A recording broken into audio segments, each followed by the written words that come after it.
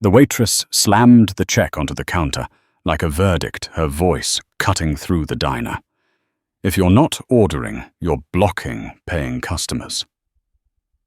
The woman standing there flinched, shoulders folding inward, rainwater pooling beneath her shoes. No one spoke. No one moved. Jack Carter watched it all from 3 booths away. His fork frozen halfway to his mouth, his breakfast cooling in front of him. The only hot meal he had planned for the entire week. Outside, the storm roared like it had a grievance. Wind rattled the windows. Rain hammered the glass in hard, relentless sheets. Inside the diner smelled of burnt coffee and frying oil, familiar and safe, except it wasn't safe for her. The woman's hands trembled as she reached into an empty coat pocket, then another. She shook her head, lips parting, no sound coming out. The waitress sighed loud enough for everyone to hear and glanced toward the door. "Ma'am," she said, sharper now. "I said you need to order or leave." Jack's jaw tightened. He looked down at his plate. Eggs, toast, bacon. Simple. Too much, maybe. He hadn't eaten real breakfast in days. His stomach reminded him of that clenching hard, like it was offended by the hesitation. He glanced at the clock above the grill. Morning was already slipping away. His daughter would be getting ready for school soon alone again. She hated mornings when he wasn't there. The woman swayed, just a little. Enough that Jack noticed the way her balance wavered, the way her breath came shallow, quick. She wasn't just poor, she was unraveling. "Hey, Jack," said louder than he meant to. The word landed heavy in the room. Every head turned. The waitress stared at him, eyebrow raised, impatient. Jack pushed himself out of the booth, knees, stiff joints protesting. He felt every one of his years as he stood. He carried the plate with both hands, the porcelain warm against his palms. He crossed the diner, slowly aware of the looks, the judgment, the silent calculations. Another broke-down guy trying to play hero. He stopped in front of the woman and set the plate down on the counter between them. The sound was soft but final. "She can have mine," he said. His voice was steady. It surprised even him. The waitress scoffed. "Sir, that's already rung up." "I know," Jack said. "I paid." The woman stared at the food like it might vanish if she blinked. Her eyes were red-rimmed with exhaustion, pupils blown wide. She looked at Jack, searching his face for something. Maybe a trick, maybe a catch. "You don't have to," she whispered. Her voice was thin, scraped raw. Jack met her gaze. He saw fear there. Real fear. Not the kind that fades when the lights come on. "I know," he said. "Eat." For a moment, no one breathed. Then the woman reached out, fingers shaking, and pulled the plate closer. She took one bite, then another. Her shoulders sagged as if something inside her finally loosened. Tears slid down her cheeks, quiet, unstoppable. She didn't bother wiping them away. Jack stepped back, heart pounding. He felt light-headed. He told himself it was hunger, or age, or the storm pressing down on everything. The waitress cleared her throat. "You good now?" she asked the woman, softer than before, but still guarded. The woman nodded, mouthful, eyes down. Jack returned to his booth and sat. His stomach growled loud this time. He ignored it. He wrapped his hands around his coffee mug, now cold, and stared out the window. Rain blurred the parking lot into a grey smear. His reflection stared back at him in the glass. A tired man. A man people looked past. He didn't see the man in the corner booth watching him. Didn't see the way that man leaned back, arms crossed, eyes narrowing with interest. Jack tried to focus on the little things. The clink of silverware, the hiss of the grill, the steady hum of the old refrigerator behind the counter. Anything to keep his thoughts from spiraling. He thought of his daughter Lily, 16 and stubborn, pretending she didn't worry when he skipped meals. He thought of the overdue notice folded in his jacket pocket. He thought of how close he was to being the one standing at that counter, empty-handed. When the woman finished eating, she sat there staring at the plate fingers resting on the edge like it was an anchor. Jack noticed the camera bag at her feet then. Small, scuffed, clutched tight between her ankles. Not something you'd expect from someone who looked like she'd been sleeping in bus shelters. She glanced up, catching him looking, and pulled the bag closer, protective. Her eyes flicked towards the door, then the windows, then back to Jack. Her breathing quickened again. "You okay?" he asked. She nodded too fast. "I will be." That answer bothered him. He felt it settle somewhere deep uneasy. He stood again, ignoring the way his legs protested, and walked back over. Up close, he could see the fine lines at the corners of her eyes, the kind earned, not aged. She wasn't as old as she looked. Stress had carved years into her face. "I'm Jack," he said. "You need somewhere warm for a bit. You can sit." She hesitated. Her gaze darted to the man in the corner booth. Jack followed her eyes. The man looked away too quickly. "I can't stay long," she said. "I shouldn't have come in." Jack frowned. "Why not?" She swallowed. "Because people notice." Jack glanced around the diner. A couple of truckers, an older couple splitting pancakes, the waitress wiping the counter watching them from the corner of her eye. Ordinary people. Ordinary morning. "Looks like they already did," he said quietly. Her lips pressed into a thin line. She leaned closer, lowering her voice. "He's been following me." Jack's pulse spiked. "Who?" She didn't answer. She shook her head, a small, sharp movement. "I shouldn't have said that." Jack straightened, scanning the room again. The man in the corner booth was watching openly now. Coffee untouched, phone face down on the table. He met Jack's eyes and smiled, slow and cold. Jack felt something old stir inside him. Not fear. Recognition. The woman stood abruptly, grabbing her bag. "Thank you," she said. Voice urgent. "You shouldn't have helped me."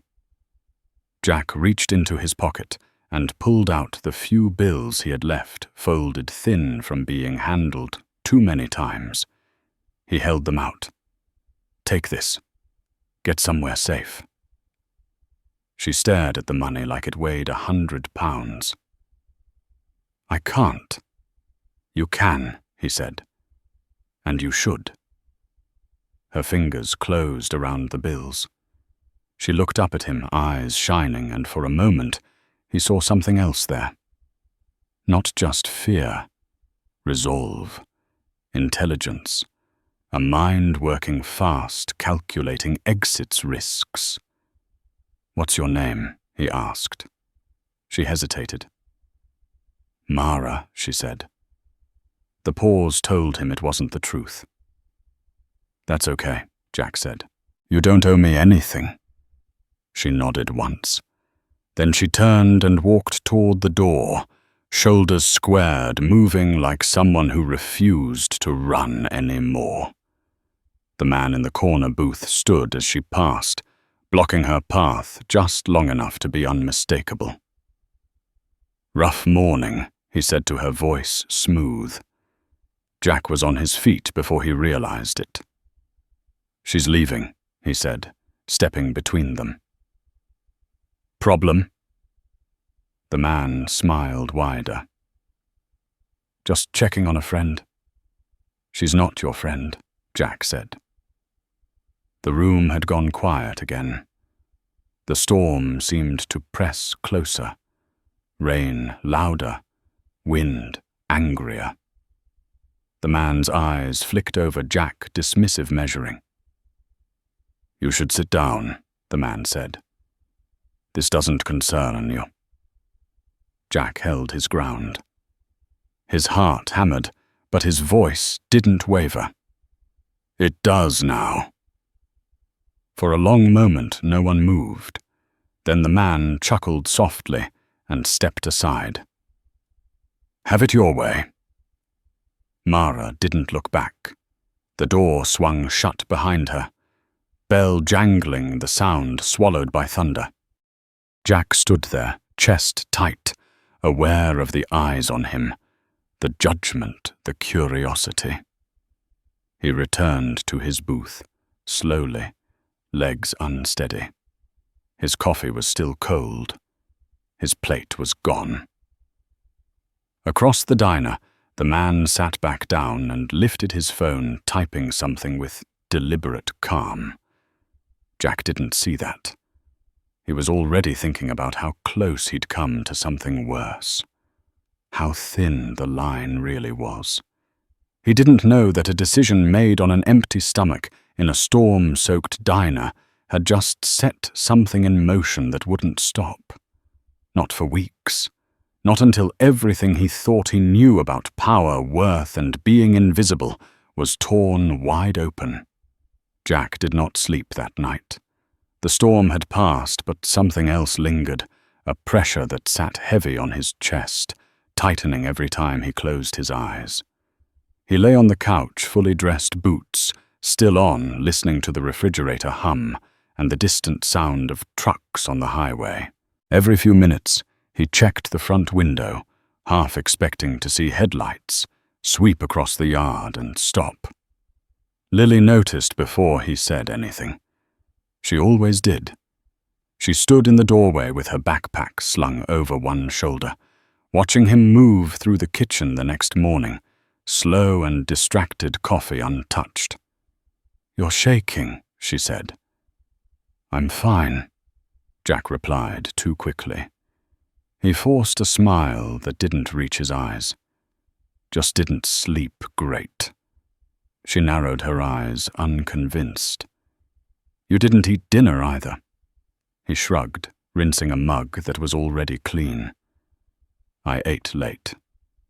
"That's a lie." Jack set the mug down harder than he meant to. The clink echoed. He took a breath and softened his voice. "I had a long day, Lil. That's all." She studied him for a long moment, then nodded slowly, the way she did when she'd decided to let something go, but not forget it. "Text me if you're late again," she said, stepping towards the door. "And don't skip lunch." After she left, the house felt too quiet. Jack sat at the small kitchen table and stared at his hands. They were rough, scarred, stained with years of work that never seemed to lead anywhere. He flexed his fingers, feeling the stiffness in the joints, the ache that never fully went away. He told himself yesterday had been nothing. A hungry woman, a pushy guy. A moment that was already over. But the image wouldn't leave him. The man in the diner. The smile that hadn't reached his eyes. The way he'd lifted his phone after Mara walked out. Jack grabbed his jacket and stepped outside. The air was cold and sharp, the kind that woke you up whether you wanted it to or not. He headed toward the hardware store, where he picked up shifts when they needed help unloading deliveries. It wasn't much, but it kept the lights on. Most days. By noon, the feeling had settled into something worse than nerves.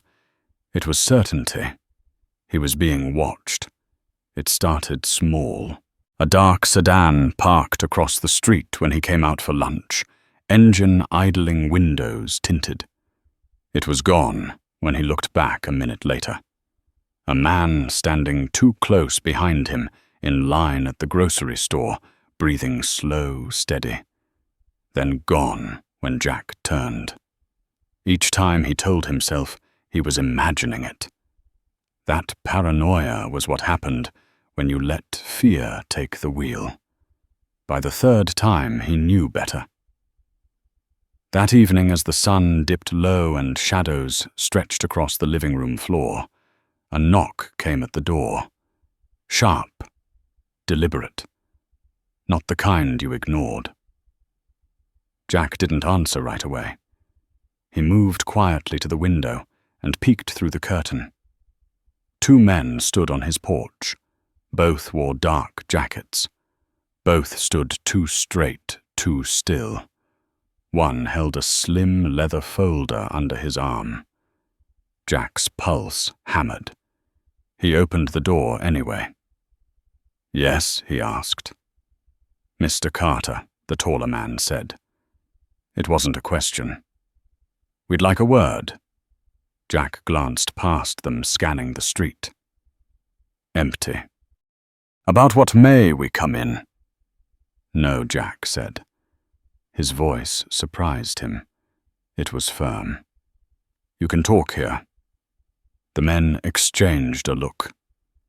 The one with the folder sighed like Jack was an inconvenience. "This doesn't need to be difficult." "It already is," Jack said. "You're on my porch." The man's lips twitched, almost amused. "You were seen yesterday morning at a diner on Route 7. Jack didn't answer. "With a woman," the man continued. "You intervened in a situation that didn't involve you." Jack felt the words hit like a shove. "If you're here to threaten me..." "We're here to advise you," the man cut in. "To forget what you saw, to forget who you spoke to." "I didn't see anything," Jack said. "I fed someone breakfast. That's it." The shorter man stepped forward. "She's dangerous to herself and others." Jack laughed, a short, disbelieving sound. "You've got the wrong person." The taller man leaned closer, lowering his voice. "People who help her tend to regret it." Jack met his gaze. He thought of Lily, of the empty chair at the table that morning, of how easily everything he had could be taken. "You're done here," he said. "Leave." For a moment, Jack thought the man might push it. Instead, he straightened and nodded once. "You were warned." They walked away without another word. Jack watched them until the sedan pulled off and disappeared around the corner. Only then did he realize his hands were shaking. That night, he dreamed of rain and breaking glass. Across town, in a building with no sign and no windows on the lower floors, Mara sat alone in a small room painted a dull gray. The camera bag rested at her feet untouched. Her hair was pulled back, face clean, the grime of the road scrubbed away. But the tension remained etched into every line of her posture. A woman in a tailored suit stood by the door, arms crossed. "They made contact," she said. Mara closed her eyes. "I told you they would." "With him," the woman continued. "Not with you." Mara's jaw tightened. He shouldn't be involved. He already is. Mara opened her eyes, then sharp and focused. The fear was still there, but beneath it, something harder, colder. I never gave them his name. They found it anyway.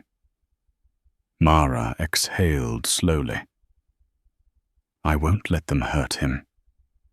The woman raised an eyebrow. You're in no position to make demands. Mara stood.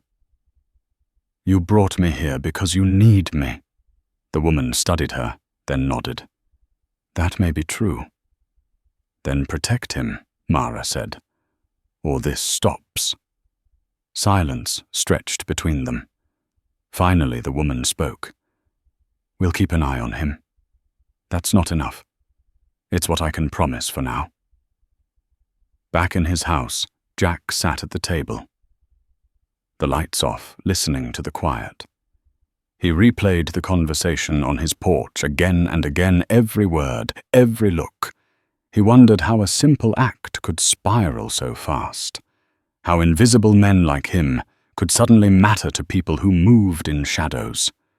His phone buzzed. He flinched, then frowned at the screen. Unknown number. He let it ring. Then it buzzed again. This time, he answered. Mr. Carter. A woman's voice said calm, professional.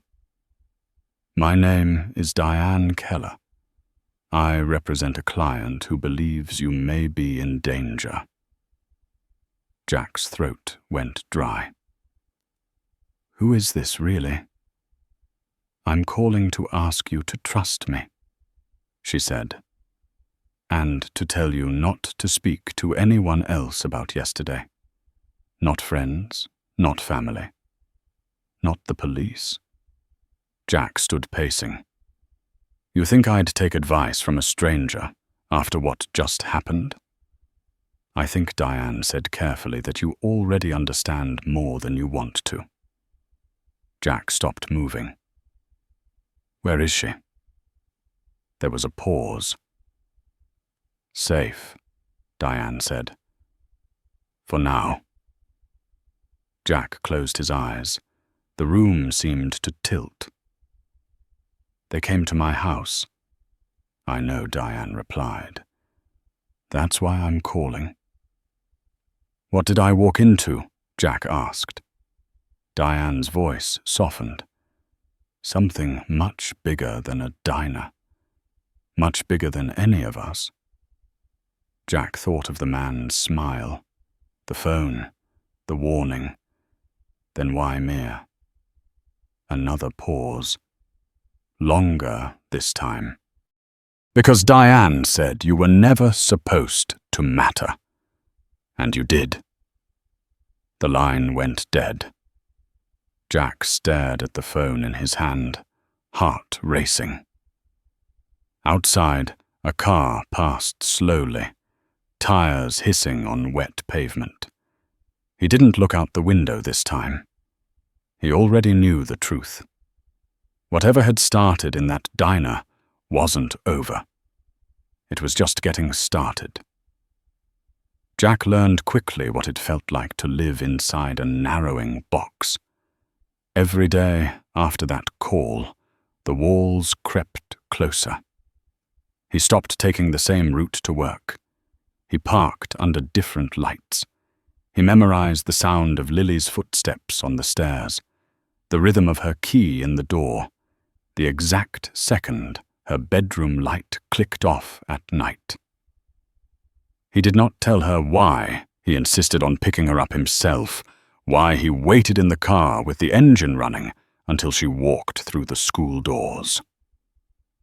2 days after the call, his locker at the hardware store was broken into. Nothing valuable was taken, just a note, folded once, placed neatly on the shelf where his gloves used to be.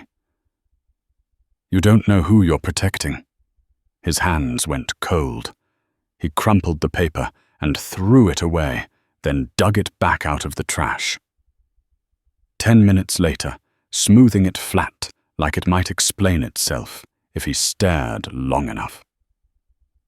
That evening, Diane Keller called again. "They're escalating," she said. "No greeting, no small talk." "They already came to my house," Jack said. "What else do they want? To see how far you'll bend." Jack laughed, bitter. "I'm not the bending type." "That's what worries them," Diane replied. "And what worries me?" She asked questions, precise ones. What did the men look like? What did they say exactly? Did he recognize any names? Jack answered carefully, choosing his words the way you did when you knew someone was listening, even if you couldn't see them. "Mr. Carter," Diane said when he finished. "I need you to do something." Jack leaned back against the kitchen counter, eyes on the darkened window. "I'm listening. I need you to come to Cleveland." Jack stiffened. "I'm not leaving my daughter." "You won't be gone long," Diane said. "And I can arrange security." "No," Jack said. "You said not to trust strangers." Diane paused. "Then trust me because I'm telling you the truth. They won't stop. Not until they're sure you can't hurt them." "I don't even know how I could," Jack said. Neither did she. Diane replied. Jack closed his eyes. "When tomorrow morning?" The next day unfolded like a test of endurance. Jack dropped Lily at school and watched her disappear through the doors, fighting the urge to run after her to pull her back into the car and drive until the road ran out. Instead, he went home, packed a small bag, and waited. The car arrived just after noon. Black, unmarked, a woman stepped out first, mid-40s, hair pulled tight, eyes constantly moving. She introduced herself as Rachel and walked him through the rules. No phone, no stops, windows up. Jack climbed into the back seat. As the car pulled away, he caught a glimpse of his house in the rear window. Small, ordinary. Everything he had ever known. Cleveland rose out of the haze like a different country. Glass and steel. Noise layered over noise. Rachel guided him through a parking garage and into an elevator that went up too fast, making his ears pop. When the doors opened, Diane Keller was waiting. She was younger than he expected, early 40s. Calm eyes, a presence that filled the space without effort. She shook his hand firmly. "Thank you for coming." "I don't know why I'm here," Jack said. "You will." The conference room overlooked the city. Jack stood by the window watching traffic crawl below. It looked orderly from up here. Controlled. Diane set a file on the table but did not open it. "Before we go any further," she said, "I need you to understand something. You are not a witness. You are not a bystander. You are leverage." Jack turned. Against who Diane met his gaze. Against people who believe the law is optional if you have enough money. She finally opened the file. Inside were photographs. Men in suits, boardrooms, private jets. Headlines clipped and arranged with careful precision. Jack recognized one face immediately. The man from the diner. "That's him," Jack said. "The one who blocked her at the door." Diane nodded.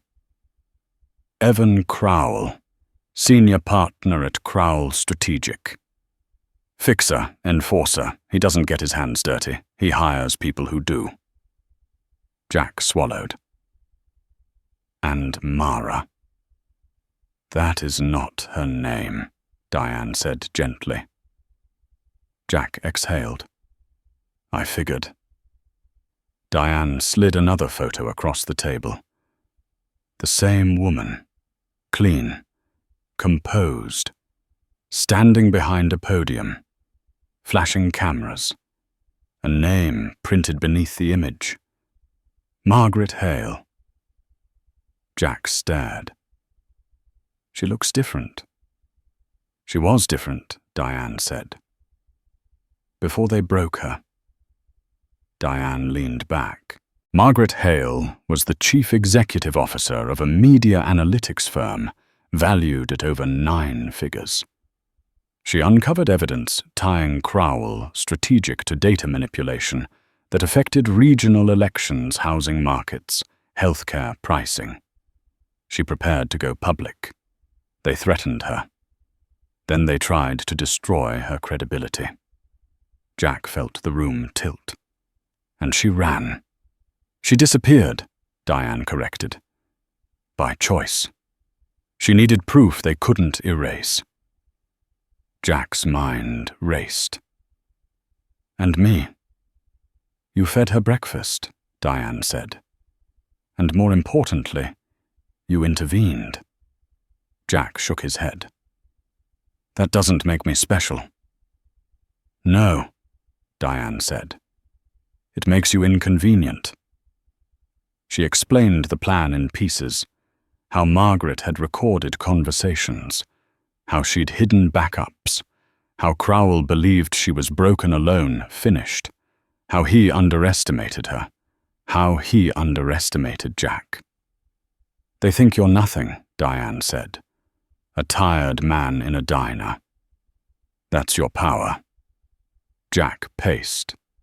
You want me to bait them? I want you to exist, Diane said. Publicly. Normally. I want them nervous. Jack stopped. They threatened my daughter. Diane's jaw tightened. We will protect her. That's not a promise, Jack said. It's a commitment, Diane replied. Silence settled between them. Jack thought of Lily's laugh, of her stubbornness, of how proud she was of him, even when he felt like a failure. He thought of the man's smile in the diner, the note in his locker. Say I do this, Jack said. What happens when it's over? Diane looked at him for a long moment. Then you get your life back. Jack laughed softly. I don't think that's true anymore. Diane closed the file. No. But you might get a better one. That night, Jack stayed in a small hotel room, arranged under a false name. He lay awake, staring at the ceiling, listening to distant sirens and the hum of the city. He thought of Margaret Hale, of the way she'd clutched her bag eyes, sharp even through fear. He thought of how easily power shifted hands without anyone noticing. Across the city, Margaret stood in a different room, brighter, cleaner. She watched a live feed of Jack exiting the building earlier that day, shoulders squared, face set. Her hands trembled slightly as she wrapped them around a mug of untouched tea. He's braver than I expected, Rachel said from the doorway. Margaret shook her head. No. He's exactly what I expected. Is that why you chose him? Margaret's eyes stayed on the screen. I didn't choose him, she said quietly. I tested him. Rachel frowned. That's not how it looked. Margaret turned her expression hardening fear, replaced by something colder, more deliberate. People like Crowell don't fall because of documents.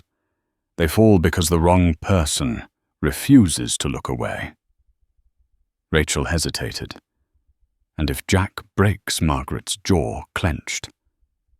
He won't. She looked back at the screen as it went dark. Somewhere below, Jack Carter was walking into a fight he never asked for, carrying nothing but a conscience and a quiet resolve. Margaret knew the cost of that better than anyone. She also knew something Crowell did not. Jack Carter had already made his choice the moment he stood up in that diner. The first article appeared 3 days later, buried halfway down a local business page, small enough to be ignored by anyone not looking for it. Jack saw it anyway. Diane made sure he would. Retired warehouse supervisor assists federal inquiry. The headline read, "No photo, no details, just enough to exist, just enough to breathe." Jack felt it the moment it went live. Not relief. Wait. Like a switch had been flipped somewhere far above him. By noon, the dark sedan was back. It sat across from the hardware store engine, off this time, windows still tinted. Jack clocked it as soon as he stepped outside for air. He did not react. He leaned against the brick wall, took out his phone, and scrolled like a bored man killing time. His heart pounded hard enough that he could feel it in his throat. He thought of Diane's instructions. Do nothing unusual. Let them see you alive. Let them see you unafraid. The sedan's passenger window lowered an inch, just enough for a face to appear. Evan Crowell. Calm. Impeccable. The kind of man who looked like he belonged anywhere money flowed freely. Crowell smiled. Jack did not. "Mr. Carter," Crowell called. His voice carried easily. "Mind if I borrow a minute?" Jack pushed off the wall slowly. "I'm on break." "So am I," Crowell said. He opened the car door and stepped out, straightening his jacket. He did not look like someone here to threaten.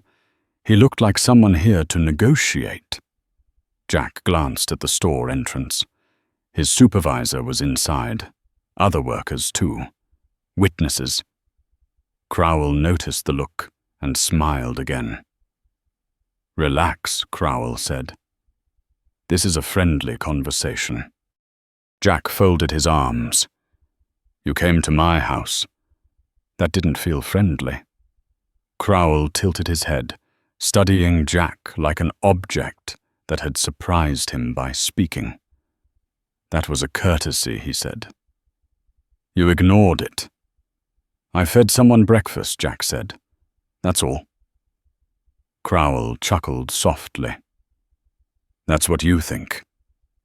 Jack held his ground. He could feel sweat trickling down his spine despite the cool air. "Say what you came to say." Crowell took a step closer, lowering his voice. "You're being used by people who don't care what happens to you when this is over." Jack thought of Diane's eyes, of her steady voice. "Funny," he said. "That's what they said about you." Crowell's smile flickered. Just for a second. Then it was back. "You're not built for this," he said. "You have a daughter. A small life. You should protect it." Jack leaned in close enough to smell Crowell's cologne, sharp and expensive. "That's exactly what I'm doing." Crowell stared at him. Really stared this time. Something cold settled behind his eyes. "We'll talk again," he said. Then he turned and walked back to the sedan without another word. Jack did not breathe until the car was gone. That night, Lily came home late, later than usual. Jack sat at the kitchen table, lights on, waiting. When the door finally opened, Relief hit him so hard his knees weakened. "You're late," he said. "I texted Lily," replied defensive. "Study group." Jack held up her phone from the table. "You left this." She froze. Fear flashed across her face. "Dad?" Jack stood. "Someone followed you today." Her mouth fell open. "What a man," Jack said carefully. Dark jacket. Parked across from the school. Lily's bravado evaporated. "I thought I was imagining it." Jack closed the distance between them and put his hands on her shoulders. They were shaking. "You weren't." Silence filled the kitchen. "Heavy. Dangerous," Dad Lily whispered. "What's happening?" Jack looked at his daughter. Really looked at her. At the child who had grown up watching him stretch nothing into something who believed in him, even when he didn't believe in himself. He thought of Diane's warning. "Don't tell family. Not yet." "Someone powerful doesn't like a decision I made," Jack said. "That's all." Lily swallowed. "Are we in danger?" Jack did not lie. "Yes." She nodded once. "Okay." The word hit him harder than any threat. "Okay. You taught me not to panic," she said quietly. "So don't panic." Jack pulled her into a hug, holding her longer than usual. He felt her heart beat against his chest, fast but steady. He made a promise he did not say out loud. He would not fail her. Across the city, in a secure office with no windows, Margaret Hale watched footage from a school security camera. Lily walking, the sedan idling, Crowell inside. Margaret's jaw tightened. He crossed the line. Rachel stood beside her, arms crossed. He was always going to. Margaret turned. "Move phase 2 up." Rachel hesitated. "That exposes you." Margaret's eyes were sharp. "Good." The next morning, the national story broke. A major investigative outlet released a piece tying Crowell Strategic to coordinated data suppression tied to healthcare pricing across 3 states. Names, dates, numbers. The kind of details that could not be dismissed. Margaret's work, updated, reinforced, impossible to bury. By noon, Crowell's office was swarming with reporters. Jack watched it unfold on a muted television mounted above the break room. Crowell's face flashed across the screen, composed, denying everything. Jack's phone buzzed. Diane. "They're rattled," she said, "which makes them dangerous." "Crowell talked to me yesterday," Jack replied. There was a pause. "Did he threaten you?" he implied. "That's enough," Diane said. "I want you somewhere safe." "I'm not running," Jack said. "I'm not asking you to," Diane replied. "I'm asking you to be visible." That afternoon, Jack attended Lily's school meeting in person. Sat in the front row. Shook hands. Smiled. He felt eyes on him the entire time. He did not flinch.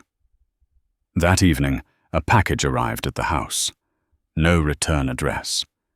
Jack opened it at the kitchen table, while Lily watched phone ready to dial emergency services.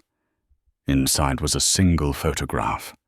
Jack at the diner, standing between Mara and Crowell, taken from an angle that should not have existed.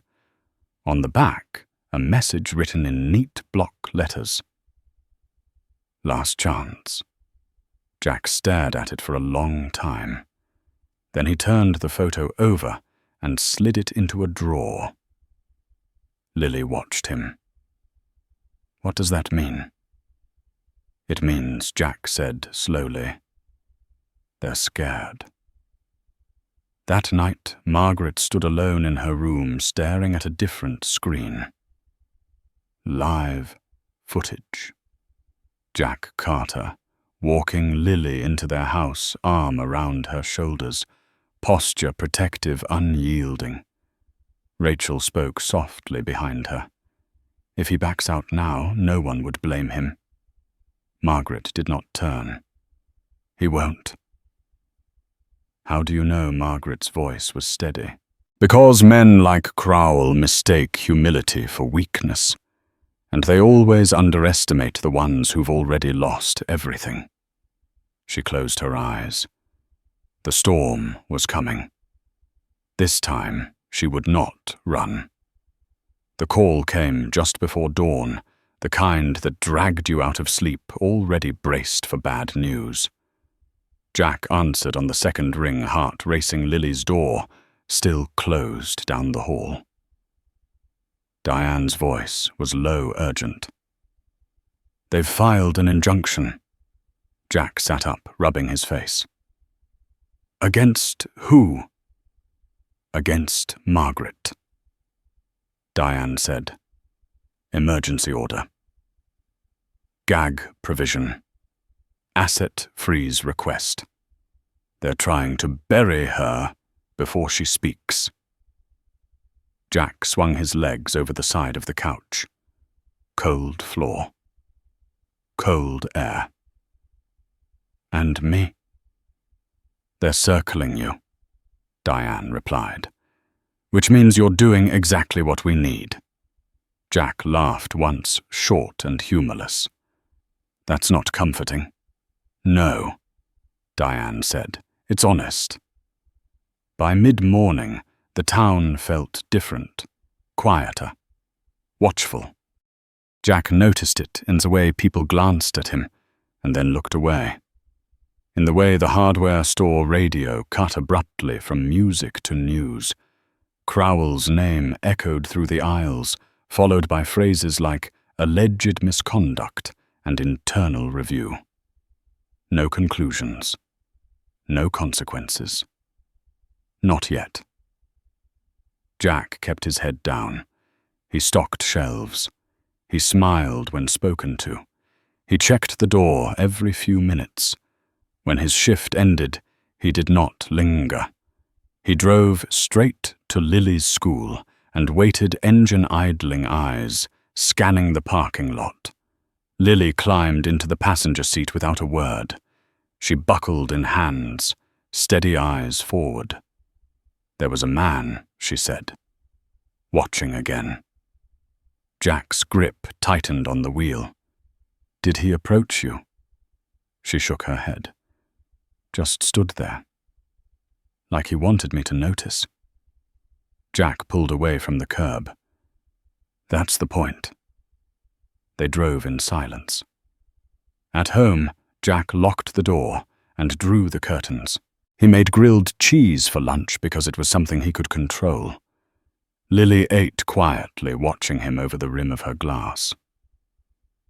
"Dad," she said, finally. "Are you scared?" Jack didn't answer right away. He flipped the sandwich, listened to it sizzle. "Yes," he said. "I am." She nodded. Okay. That was it. No panic. No tears. Just acceptance. Jack felt something tighten in his chest. Pride. Guilt. Both.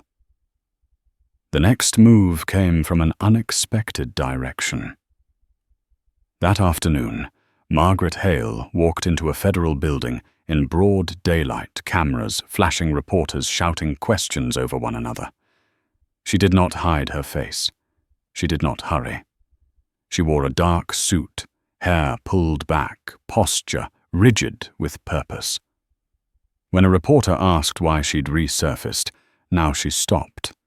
"Because silence is what they count on," she said. "And I'm done being silent." The clip ran everywhere. Jack watched it on his phone, volume low. He recognized the woman from the diner only in the eyes. The fear was gone. In its place was something sharper, controlled, dangerous. His phone buzzed again. Rachel this time.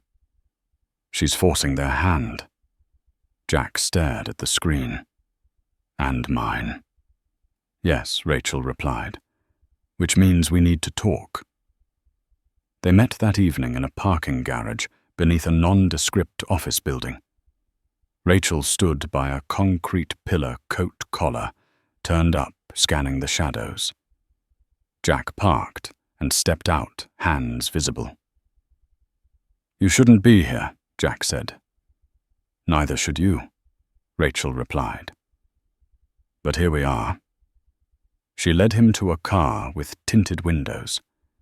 Inside, the air smelled faintly of leather and ozone. A tablet rested on the seat between them. Rachel tapped the screen and turned it toward him. Surveillance footage. The diner, the hardware store, his porch, Lily's school.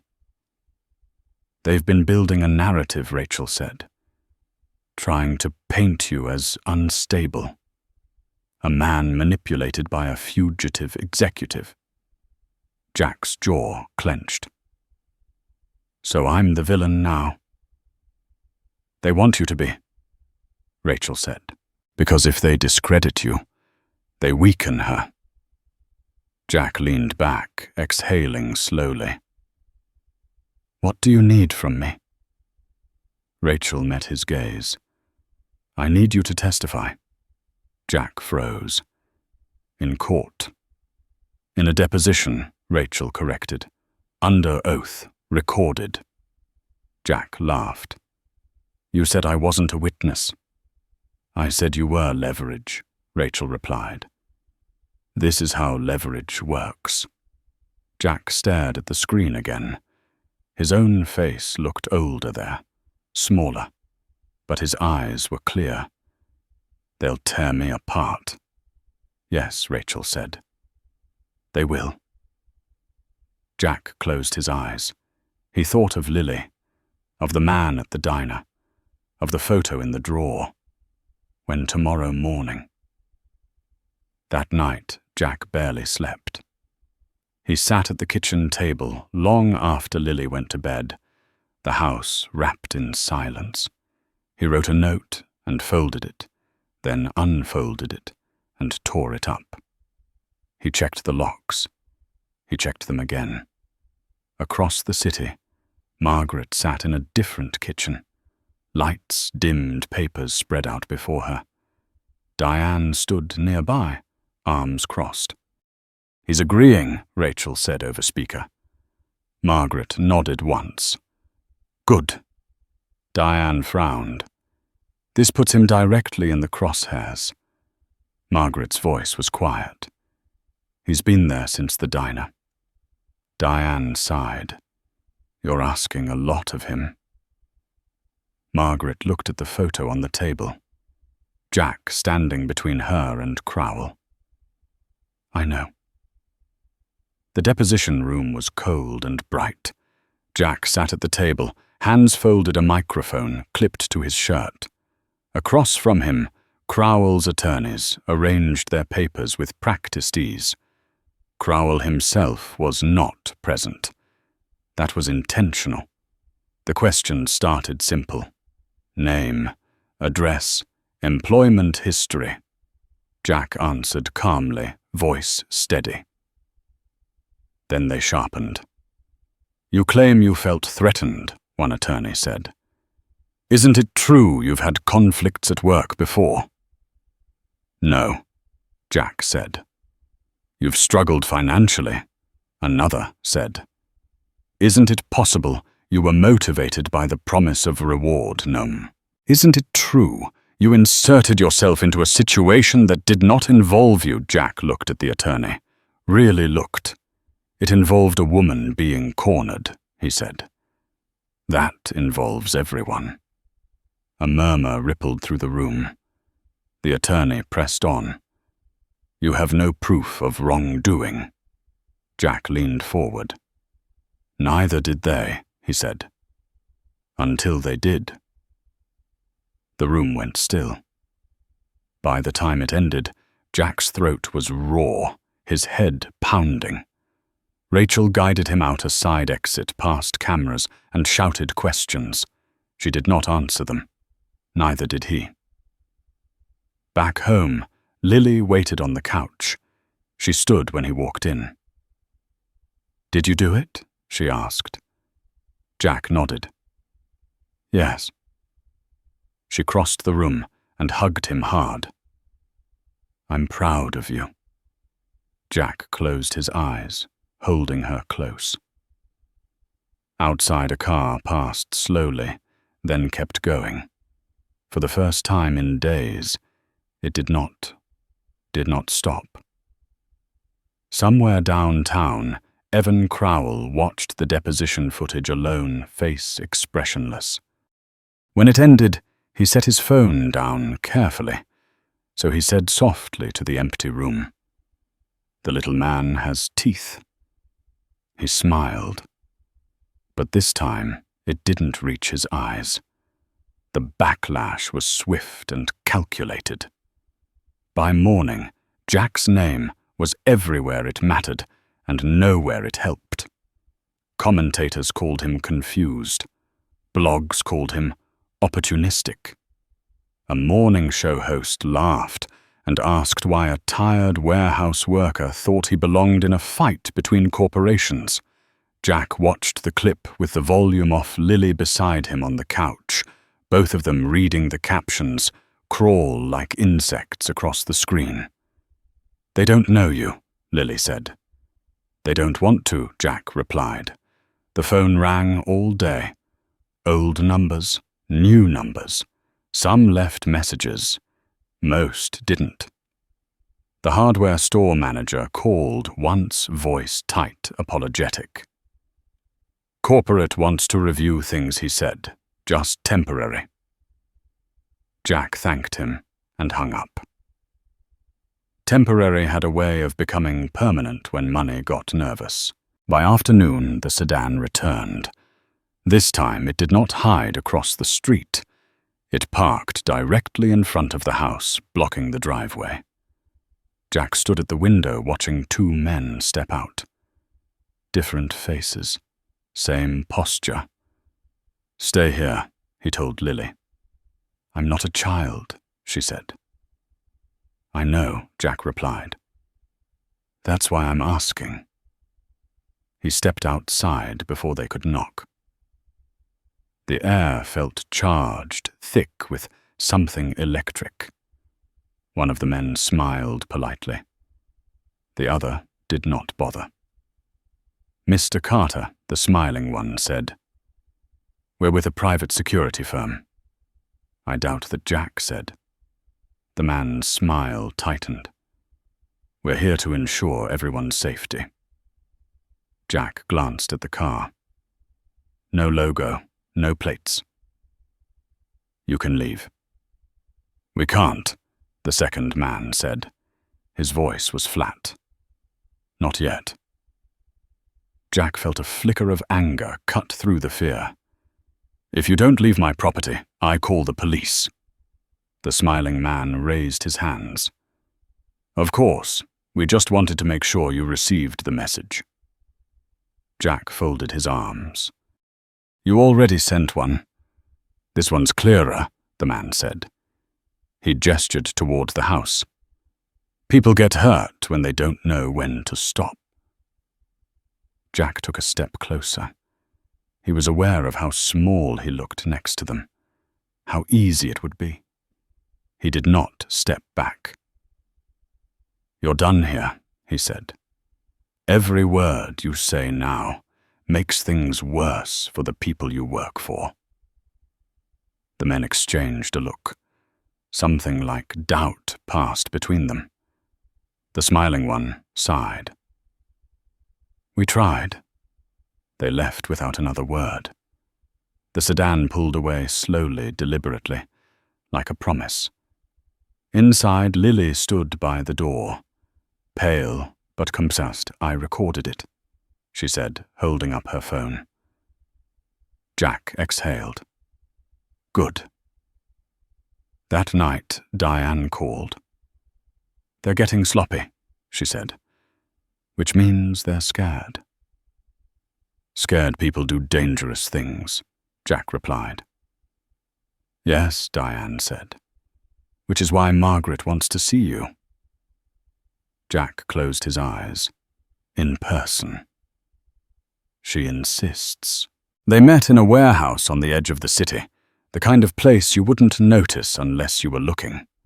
Inside, the space had been converted into a temporary operations hub. Screens lined one wall. Files covered a long table. Margaret stood near the center, speaking quietly with Rachel. She turned when Jack entered. For a moment, neither of them spoke. You shouldn't be here, Jack said finally. Margaret nodded. You shouldn't either. They shared a look.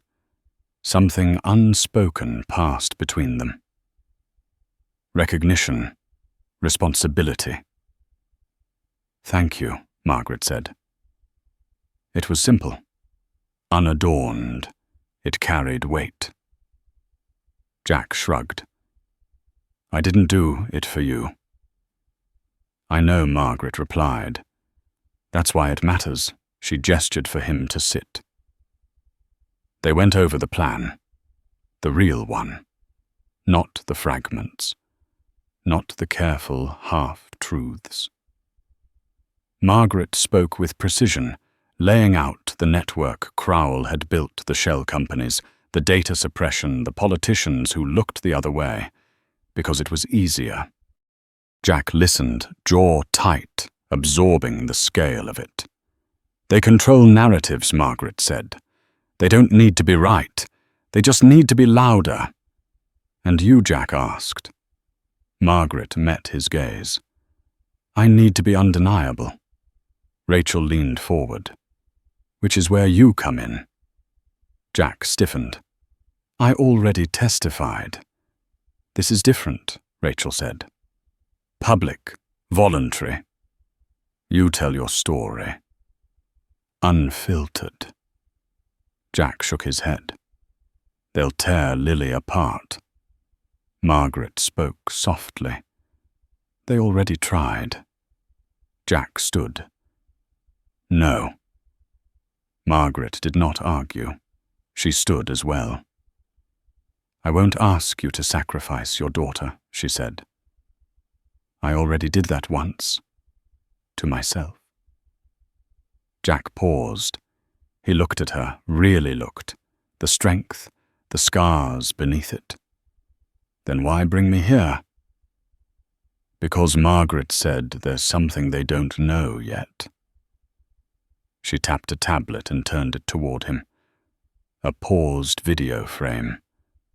The diner. Jack standing between her and Crowell. The angle was wrong. Too clean. Jack frowned. That's not the one they sent me. No, Margaret said. This one is mine. Jack's pulse quickened. You were recording. I record everything, Margaret replied. It's how I stay alive. Rachel continued. Crowell believes you're a pawn. He believes I'm the mind behind this. He believes Margaret is a liability. What he doesn't believe is that you are the trigger. Jack felt the room close in. For what Margaret's voice was steady. For the reveal. That night, Jack drove home in silence. Lily waited up, sitting at the kitchen table with a notebook open. She looked up when he entered. They came back, she said. Jack's stomach dropped. Who reporters, Lily said. I didn't talk to them.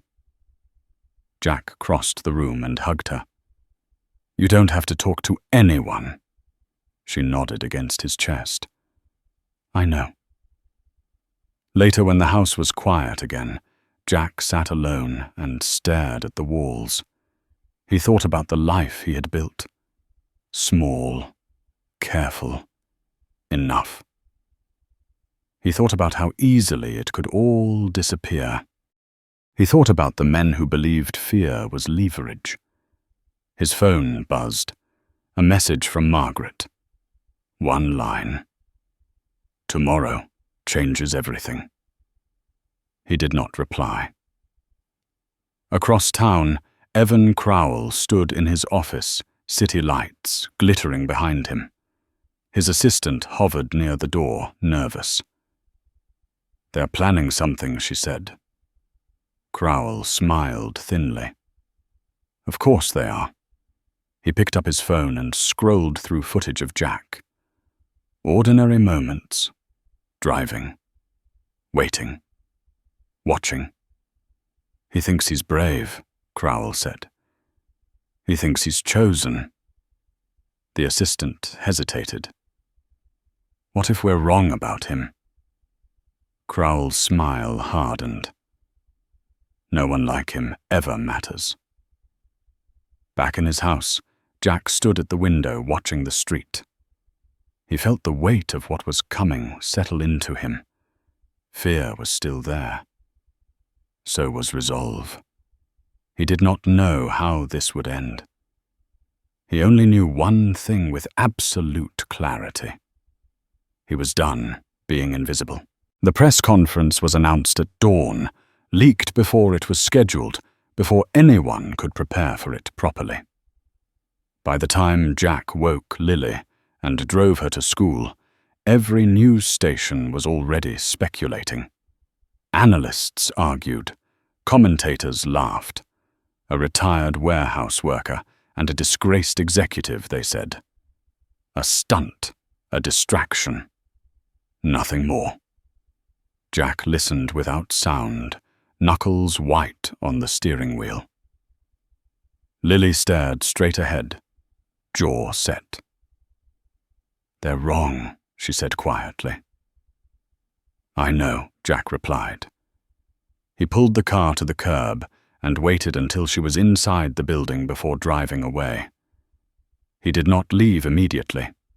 He watched the entrance for a full minute. Then another. Only when he was sure did he pull back onto the road. The venue was downtown, a civic hall, usually reserved for zoning meetings and local fundraisers.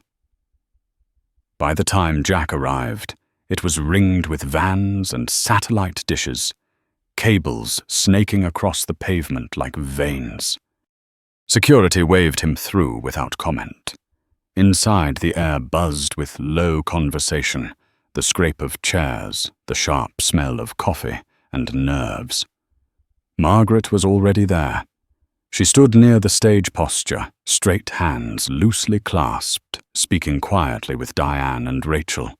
She wore a dark jacket, no jewelry, no distractions. When she saw Jack, she nodded once. Not reassurance, acknowledgement. "You don't have to sit up front," Diane said softly as Jack approached. "We can keep you off camera." Jack shook his head. "If I'm here, I'm here." Diane studied him, then nodded. "All right." The room filled quickly. Reporters took their seats, cameras adjusted, whispers rose and fell. Jack felt every eye flick toward him, linger, then move on. He sat in the front row, hands folded, spine straight. He did not look like someone about to be revealed. He looked exactly like what they expected. A man out of place. Margaret stepped to the podium without fanfare. The room quieted. "My name is Margaret Hale," she began. Her voice carried easily calm and controlled. "For months, my silence has been interpreted as weakness. That interpretation has put people in danger." A murmur rippled through the room. She continued laying out facts. Dates, patterns, not accusations. Evidence. The room shifted as reporters leaned forward, pens moving faster. Jack watched from the corner of his eye, noting the change in posture, the subtle recalibration. This was not theatre. This was substance. And there is one more thing, Margaret said. She paused just long enough. Before I disappeared, I made a decision. I stepped away from my role publicly and legally, not because I was broken, but because I needed freedom. The room went still. Margaret turned slightly, gesturing toward Jack.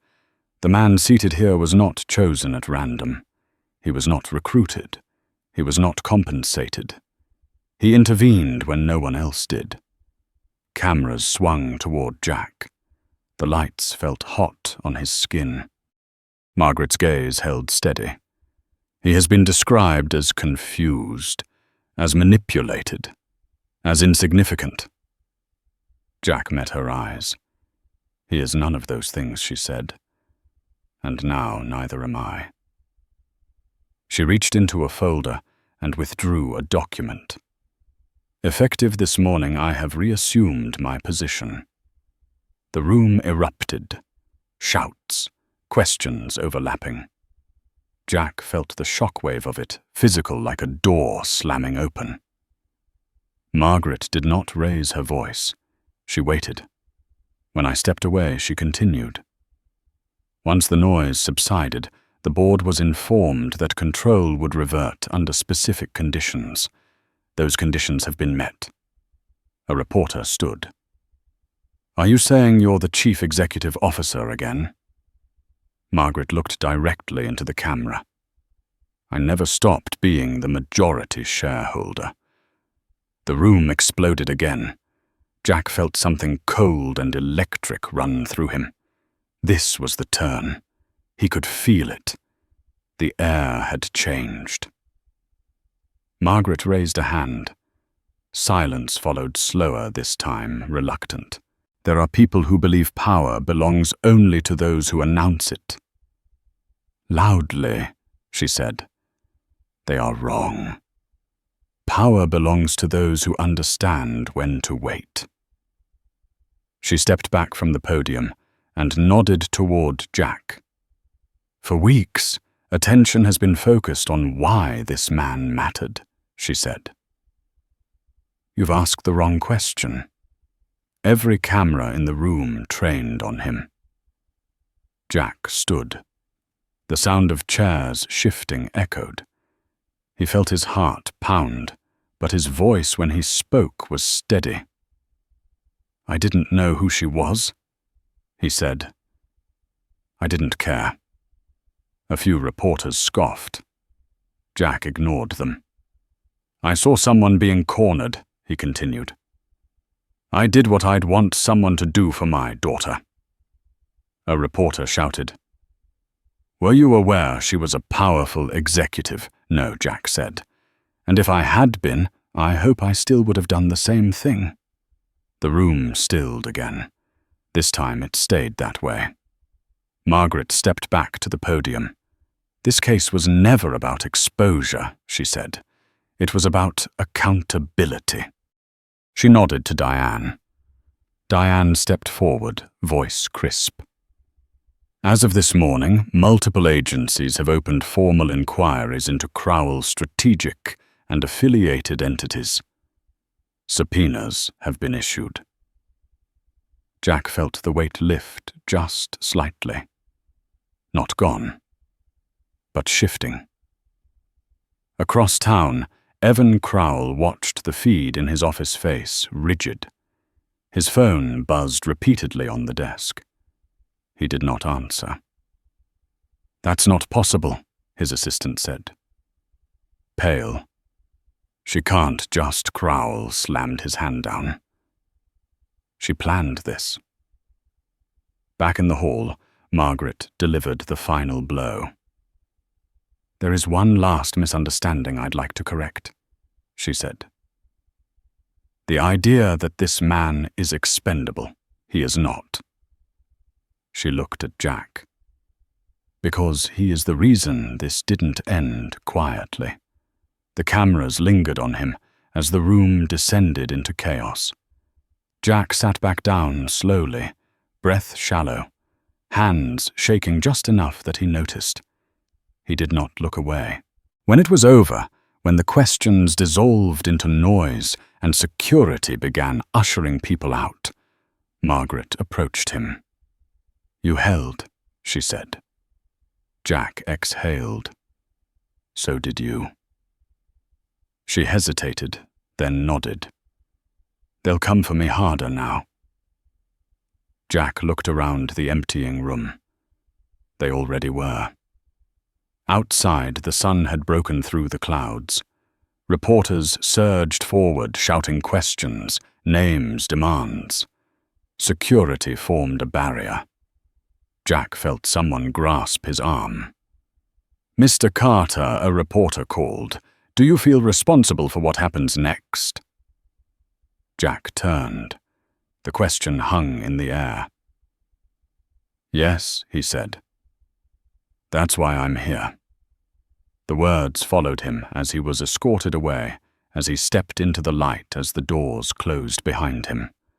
Somewhere in the city, Lily watched the broadcast from a classroom, eyes wide, pride and fear warring in her chest. Jack did not know how this would end. He only knew the line had been crossed. The story was no longer about a diner, or a breakfast, or a single act of kindness. It was about what happened when the wrong people underestimated the quiet ones. And for the first time, the world was watching. The city reacted the way it always did when truth surfaced too close to power. Loudly at first, then carefully. By the afternoon, headlines had shifted tone. The laughter was gone. Words like investigation, oversight, accountability replaced stunt and distraction. Jack watched it unfold from the passenger seat of an unmarked car, Rachel driving her eyes never still. "You did better than expected," she said. Jack stared out the window as buildings slid past. "That's not comforting." "It should be," Rachel replied. Crowell's not used to surprises. Jack thought of the man's smile in the diner, the certainty behind it. "He won't stop." "No," Rachel said, "but he'll change tactics." They dropped Jack a block from his house, avoiding the cluster of reporters already gathering at the end of the street. He walked the rest of the way, jacket collar up, head down. He could feel the attention, even when he couldn't see it, like heat on his skin. Lily was waiting inside. She stood as soon as he stepped through the door, eyes bright, face pale. "You saw it," Jack said. She nodded. Everyone did. He set his keys on the table, hands trembling now that the adrenaline was fading. Lily crossed the room and hugged him hard, arms locked tight. "I'm scared," she admitted into his shoulder. "So am I," Jack said. He pulled back enough to look at her. "That's okay." They sat together on the couch, the television muted. Images flickered across the screen. Margaret at the podium, Crowell's office, analysts arguing in split screens. Lily leaned against him, silent. The knock came just after sunset. Jack stiffened. Lily did too. He stood slowly, every instinct screaming caution, and moved to the door. He checked the window first. A uniform. Local police. He opened the door a crack. Yes. The officer's posture was neutral, hands visible. "Mr. Carter. I'm Officer Reynolds. "May we come in?" Jack hesitated, then stepped aside. The officer entered with a second man, older suit under his coat. The kind of calm that came from being used to rooms changing when you walked into them. "I'm Special Agent Thomas Reed," the man said, flashing credentials. "Federal." Jack's stomach dropped. "About what?" "About your safety," Reed replied. "And your cooperation." They sat at the kitchen table. Lily hovered nearby, arms crossed, watching everything. Reed noticed her and nodded respectfully. "We're not here to intimidate," Reed said. "We're here because things have accelerated." Jack folded his hands. "You mean escalated?" Reed allowed a thin smile. "That too," he explained without drama. "Increased threats, digital surveillance attempts, financial pressure." Crowell's network was unraveling, but not quietly. When men like him lost ground, they lashed out. "We can offer protection," Reed said. "Temporary relocation, federal resources." Jack looked at Lily. She looked back, eyes steady. "No," Jack said. Reed raised an eyebrow. "You should think carefully." "I have," Jack replied. Running is what he expects. Reed studied him for a long moment. "You're not what I expected." Jack shrugged. "I get that a lot." Reed stood. "We'll be nearby," he said. "Whether you like it or not." After they left, the house felt smaller, the walls closer. Lily broke the silence. "Is this our life now?" Jack sat back down, suddenly exhausted. "For a while," he said. "Maybe." She nodded slowly. "Okay." The word landed heavy again. Jack wondered how many times she'd said it in her head already. Across town, Margaret sat in a quiet office. Lights dimmed, the city spread beneath her. Diane stood near the window phone, pressed to her ear, voice low. Rachel leaned against the wall, arms crossed. "They're moving money," Diane said, after hanging up. "Fast." Margaret did not look surprised. "Of course they are." Rachel pushed off the wall. "Crowell's isolating himself, cutting loose anyone he thinks might flip." "Good," Margaret said. "Fear makes people sloppy." Rachel hesitated. Jack's exposed. Margaret's jaw tightened. "I know." Diane turned. "We can pull him out." "No," Margaret said. "If we do, Crowell wins." Silence settled. The weight of it pressed down on all of them. Back at the house, Jack sat at the kitchen table long after Lily went to bed. He stared at the drawer where he'd hidden the photo from the diner. He took it out, studied it again. The angle, the timing, the way Crowell's body leaned in claiming space. Jack folded the photo carefully and slipped it into his jacket pocket. His phone buzzed. A text from an unknown number. "You could have stayed invisible," Jack typed back without thinking. "I tried." He hesitated, then added another line.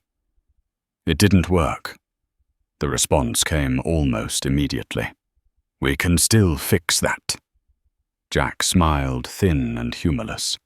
He deleted the message and powered the phone off. The next morning, the attack came from a different direction. Lily's school called. Concerned. Reporters at the gates. Parents uneasy. Administration requesting a meeting.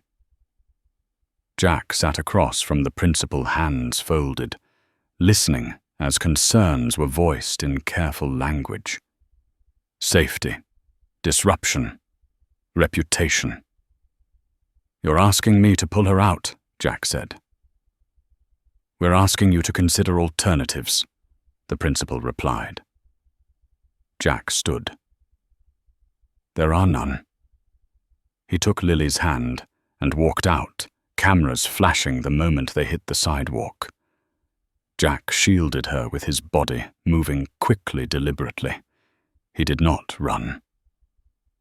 That afternoon, Margaret released the next file. Not data, not numbers, video. The diner footage. Her footage. Clean. Unedited. Audio intact. The room fell silent across the country as viewers watched Jack stand between her and Crowell, watched Crowell block her path, heard his voice. Calm, possessive, threatening. By evening, Crowell's strategics board announced his immediate suspension. Jack watched the announcement on television, Lily beside him. Neither of them spoke. Later, as the house settled into uneasy quiet, Jack stepped onto the porch. The street was empty. No sedan, no watchers, just the hum of distant traffic and the soft chirp of insects. He leaned against the railing and let the night air cool his skin. His phone buzzed again. This time he answered. Margaret's voice came through steady but tired. "He's cornered." "Cornered animals bite," Jack said. "Yes," Margaret replied. "They do." A pause. "I'm sorry," she added, "for what this has cost you." Jack looked out at the dark street. "I'd have paid more," he said, "if I'd had to." Margaret was quiet for a moment. "When this is over," she said, "your life will change." Jack closed his eyes. "It already has." He ended the call and stood there a while longer, listening to the night. Somewhere in the city, Crowell was realizing the walls had closed in. Somewhere else, Lily slept unaware of the shape tomorrow would take. Jack did not know what came next. He only knew this chapter was ending. The quiet was not peace. It was the breath before something final. The arrest did not come with sirens. It came quietly, the way power retreats when it knows the noise will only make things worse. Jack heard about it from Diane. Her voice measured, almost restrained. "Evan Crowell was taken into custody this morning," she said. "Federal warrant, multiple counts." Jack stood in the kitchen phone, pressed to his ear, staring at the empty chair across the table. "Is it over?" Diane paused. "For him," she said. "Yes." Jack exhaled a long breath he felt like he'd been holding for months. "And for us." "Almost." Diane replied. "There's one more step." That step arrived before the day was out. A black sedan pulled into the driveway just after lunch, this time with official plates. No intimidation, no ambiguity. Jack watched from the window as two agents stepped out, their movements, efficient, unhurried. Lily stood beside him, arms folded tight. "They're not here to take you," she said. Jack nodded. "I know." They sat in the living room, the agents on one couch, Jack and Lily on the other. Agent Reed spoke plainly. "Crowell is cooperating," he said. "Partially. Enough to confirm what we already had." "And what's that?" Jack asked. "That you were never the target," Reed replied. You were the test. Jack frowned. Test for what? For leverage, Reed said. Crowell believed if he could scare you into backing down, Margaret would fold. When you didn't, he escalated. Lily's jaw tightened. So all of this was avoidable. Reed finished. If he'd understood who he was dealing with. Jack felt a flicker of something sharp. He thought he did. Reed nodded. That was his mistake. The agents left shortly after, promising follow-up protection tapering down. When the door closed, the house felt different. Not lighter, quieter. Like a storm had moved on, leaving behind debris you hadn't yet learned how to clean up. That evening, Margaret came to the house. She arrived alone, no security detail, no convoy. Jack watched her walk up the path. Posture, straight eyes alert. He opened the door before she knocked. For a moment, neither of them spoke. You didn't have to come, Jack said. I wanted to, Margaret replied. She stepped inside, glancing around the modest living room, the family photos, the worn furniture. This is where it all landed, she said softly. Jack gestured toward the couch. Sit. They did. Lily hovered nearby, curious but cautious. I owe you more than an explanation, Margaret said. But I'll start with one. Jack waited. I didn't disappear because I was afraid. Margaret said. I disappeared because I needed time to see who people really were when there was nothing to gain. Jack met her gaze. And most of them failed, she said. You didn't, Lily spoke up then. You put us in danger. Margaret turned to her eyes, steady. Yes, she said. And I will live with that. Lily crossed her arms. That's it. Margaret did not flinch. No, she said. That's the truth. Silence settled. Jack felt the tension in his chest ease just a fraction. He appreciated that Margaret did not soften the edges. She did not apologize cheaply. I'm stepping down again, Margaret said. Jack blinked. What? This time by choice. Margaret continued. The board will name an interim chief executive officer tomorrow. Permanently. Lily frowned. After all that... Margaret smiled faintly. Power isn't the same thing as position. Jack leaned back. Then why fight so hard? Margaret's eyes flicked to the window to the quiet street outside. Because if I hadn't, men like Crowell would keep believing they could erase people quietly. Jack nodded. So what happens now? Margaret reached into her bag and pulled out a slim folder. She set it on the table between them. This. Jack did not touch it. What is it? A trust, Margaret said. Managed, transparent, independent. Jack shook his head. No. Margaret held his gaze. You haven't heard the terms. I don't need to, Jack said. I didn't do this for money. I know, Margaret replied. That's why this isn't payment. She opened the folder. It's a scholarship for Lily. Full. Any public university in the state. Housing included. And a stipend for you while she's enrolled. Lily's breath caught. Dad? Jack held up a hand. Why, Margaret answered without hesitation.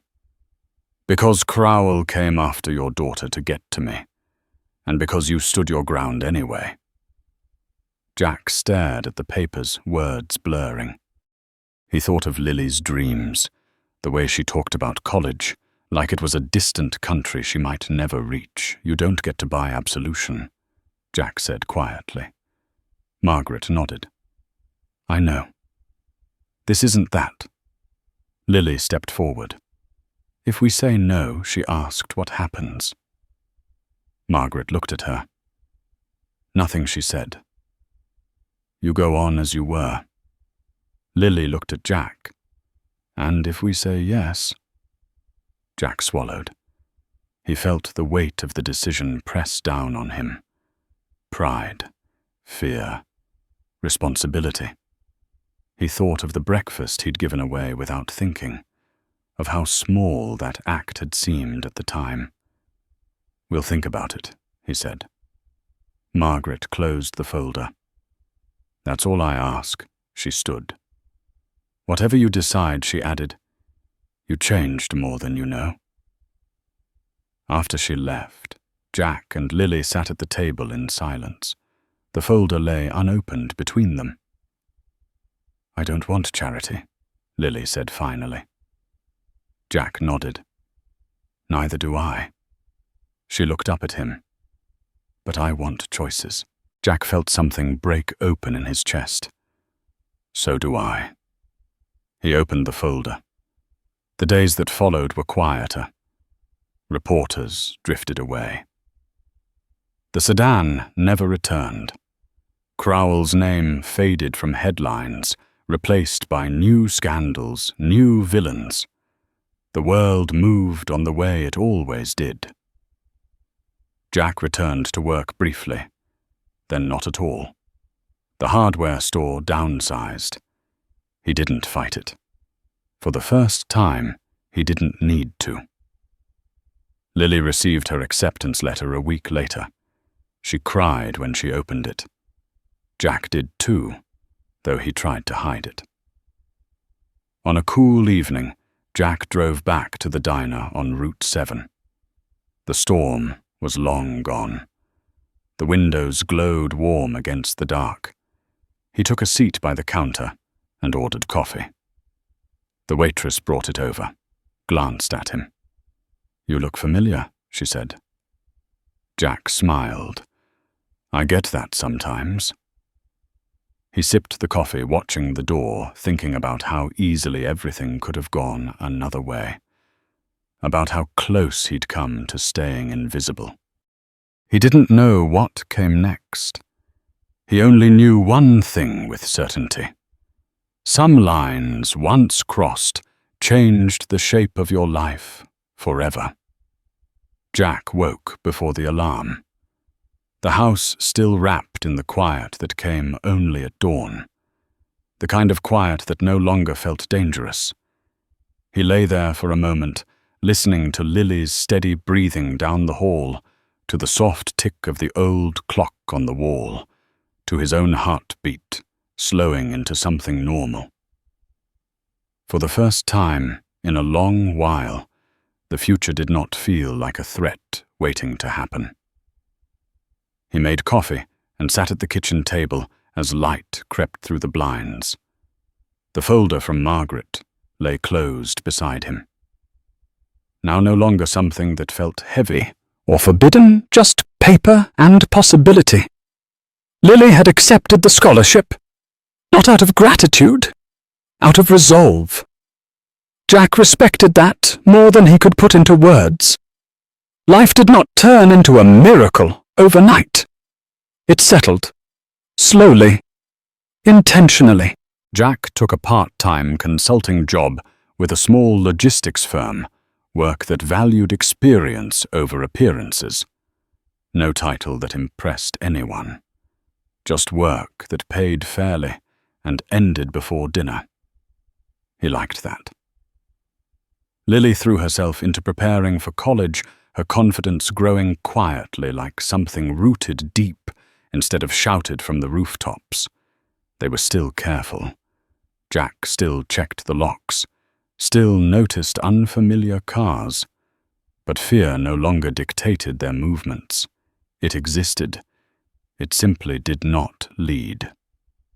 One afternoon, weeks later, Jack found himself back at the diner on Route 7. Not out of nostalgia, out of habit.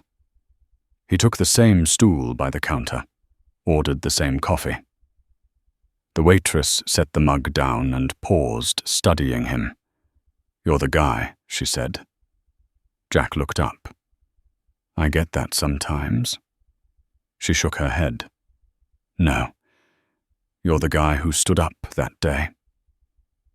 Jack did not smile. He nodded once. "I was hungry." She laughed softly, not unkindly. "We all were." He drank his coffee slowly, watching the door, the windows, the people passing by outside. Ordinary lives moving forward without ever knowing how close something had come to touching them. That felt right to him. The best outcomes were the ones that didn't need an audience. Later that evening, Jack received a letter. Handwritten.